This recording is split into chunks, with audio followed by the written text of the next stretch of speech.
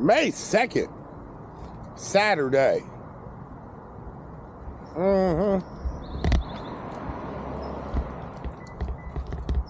Smoke break.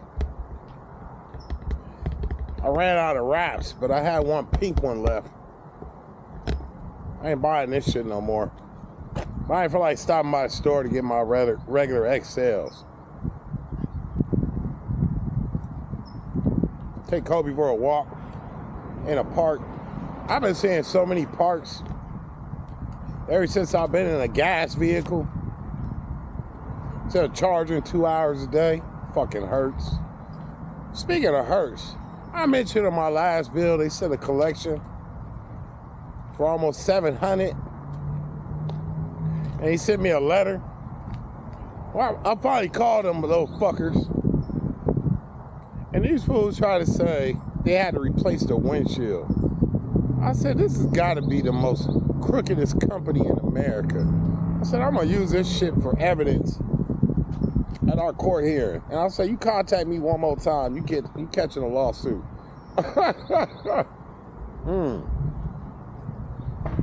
So let me give y'all an update. Oh, and then I'm gonna talk about my Yelp reviews with my car dealership, Moret Motors. I got a comment about it.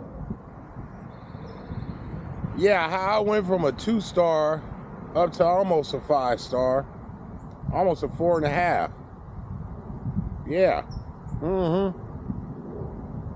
I gotta tell you about that trick, in case any of y'all own a business. Stressing out over Yelp. But before I get into that, man, I had a close call with my family this week. My auntie's in her 80s, right? And I talk to her all the time. I can honestly say she's the meanest woman I know on this planet. But I find it humorous. She always talking shit about me. But I still talk to my auntie like every week. You know, sometimes a few times out of the week. Anyway, earlier this week, I called her up, see how she was doing, and you know, she sounded real tired over the phone. She was kind of mumbling. Couldn't really understand what she was saying. I said, Auntie, you sound tired. Just go ahead and get some rest, and I'll talk to you later. Right? And I didn't think nothing about it. And then 2 days went by, I called her back up. And her phone went straight to voicemail. I didn't think nothing about it. Sometimes she don't want to be bothered. But then the next day, called her again and it went to voicemail. And then my mom called me. One of my cousins tried to get a hold of her. He said, but it kept going to voicemail. And I'm like, okay, that's kind of odd. So then later on that afternoon, I said, well, let me try again. And I called. Went to voicemail. So the next day, called again, went to voicemail. And I'm like, nah, something's wrong. So I called my cousin up. I said, hey, man, I ain't talked to your mama in a minute. I don't know when last time you talked to her. I go, I got a bad feeling, man. He said, you know what, I'm starting to get calls from, like, people at her congregation. He goes, you know what, I better send the police over there. I said, yeah, let's see what's going on. So he sent the cops over there, man. The cops found her laid out. So they broke into the house and got her to the hospital. I went to go see her at the hospital yesterday. So it turns out, man, I guess she said she was just laying on the floor for 4 days. Man, too close for comfort right there, bro. I went to see her at the hospital, and she eating and everything. She gonna be all right. But, man, I'm kind of mad at myself because I didn't kind of read the D that something could have been wrong, but I just assumed she was tired. But, yeah, I got to see my cousins. Actually, I put the picture on in the front of this video. I ain't had a picture of my cousins since we were kids, man. Nice to see him, and I'm glad my auntie's still alive. But, Man, that one was a close call. Always check on your relatives. Anyway, little update.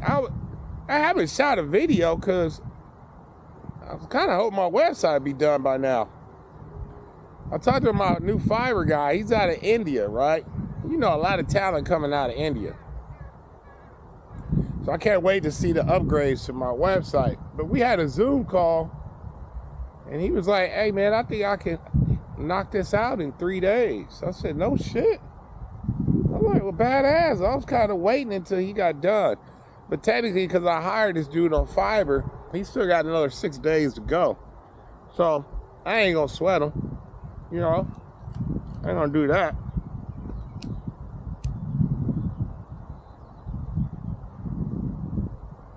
But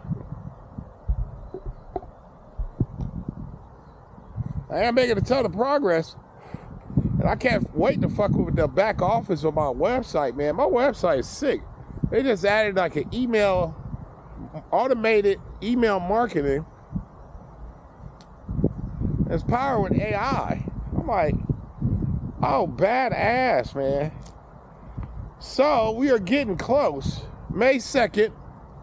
What I'm doing right now is I'm stacking $100 a day, which is hard to do in train wreck Trump's America. Everything's so fucking expensive.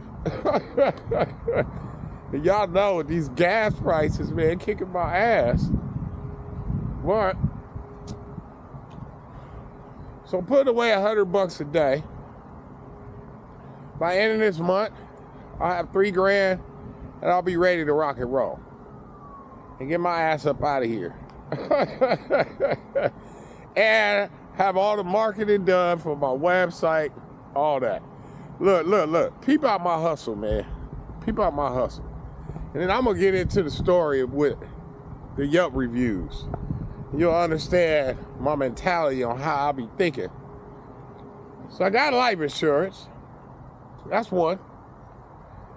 I got a Moret plan, which I sold a deal on yesterday. Got a new teammate, and this teammate has her license for insurance.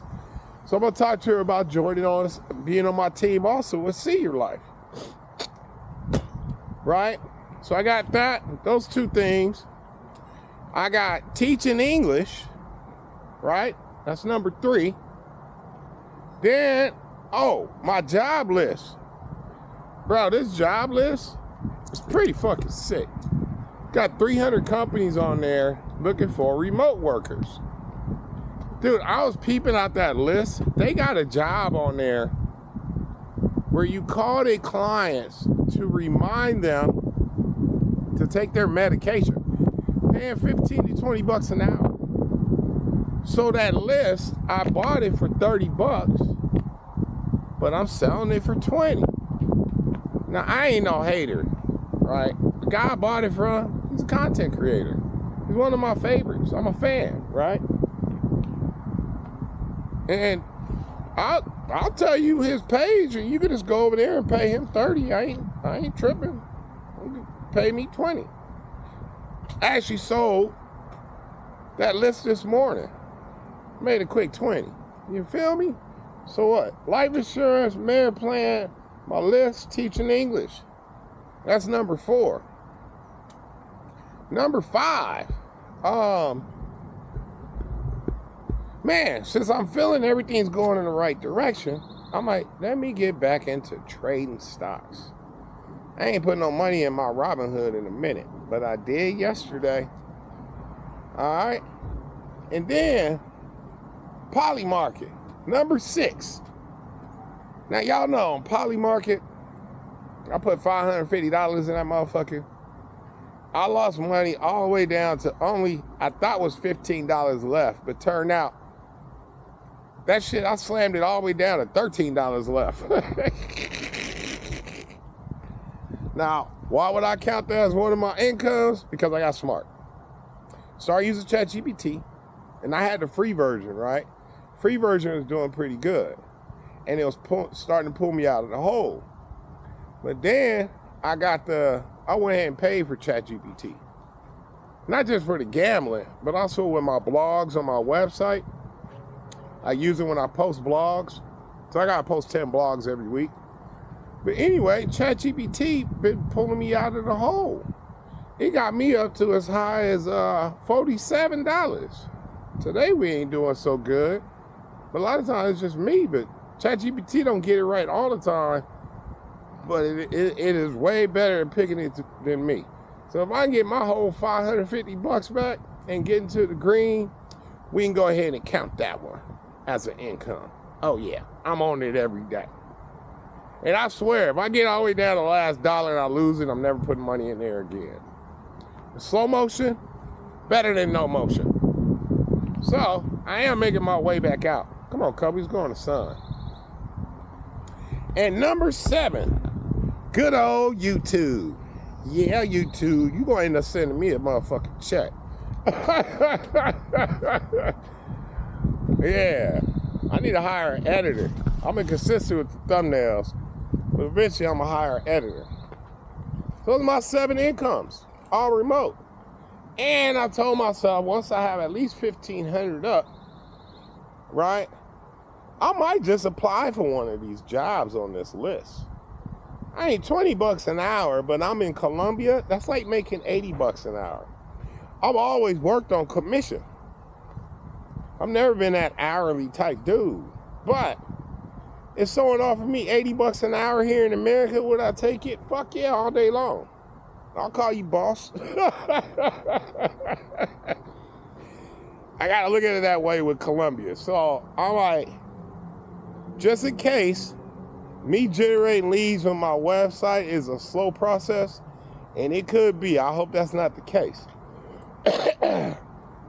Because I'm going to be doing Facebook ads and Instagram ads. The guy who's doing an update on my website, he's also going to create these ads. But worst case scenario, I'm talking to good old ChatGPT.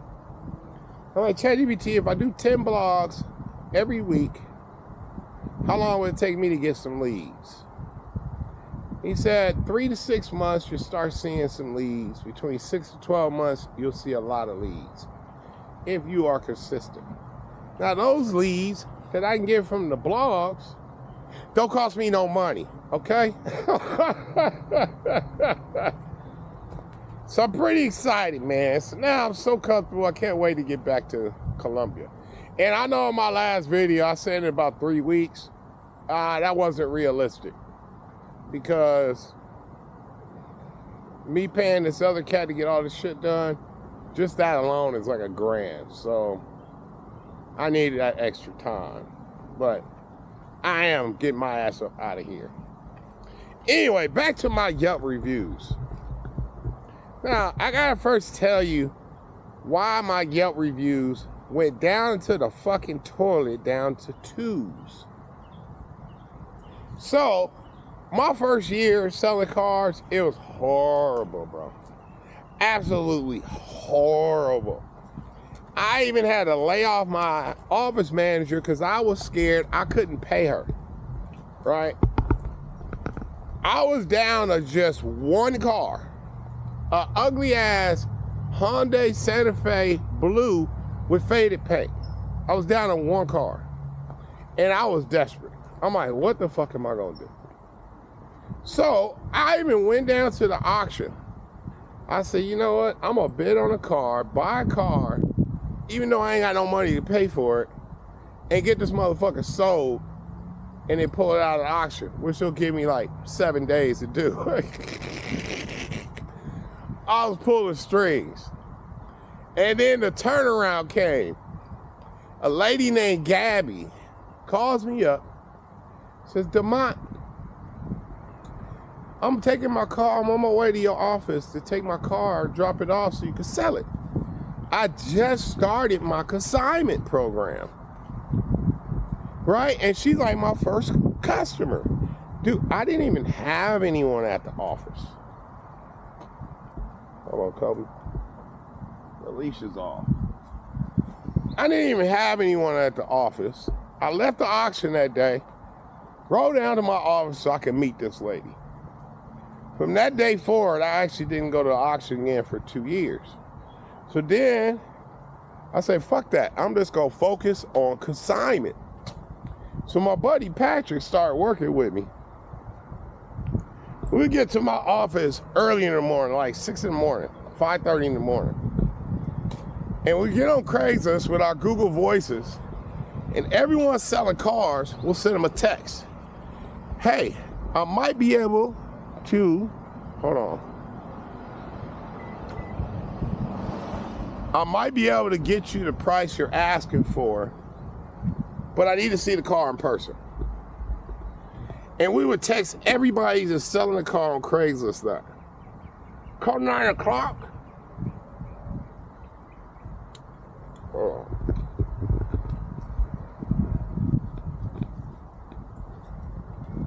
Come 9 o'clock in the morning, cars would just start rolling up to my office.